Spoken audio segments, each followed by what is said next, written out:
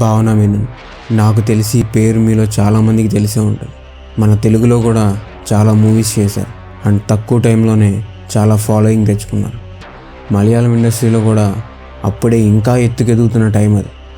సడన్గా February 17, 2017 మొత్తం మారిపోయింది. కొంతమంది ఆమెను కిడ్నాప్ చేసి 2 గంటల పాటు లైంగికంగా దాడి చేశారు. అది కూడా 7 కలిసి చేశారు.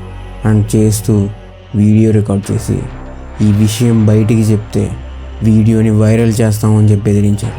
కానీ భావన గారు దీని తర్వాత ధైర్యంగా బయటకు వచ్చి ఫైట్ చేశారు. ఇప్పటికీ ఫైట్ చేస్తూనే ఉన్నారు. అయితే కొంతకాలం తర్వాత తెలిసిన విషయం ఏంటంటే ఆ రాత్రి జరిగిన ఇన్సిడెంట్ ఒక యాక్సిడెంట్ కాదు, ఎవరో తెలియక చేసిన పని కూడా కాదు.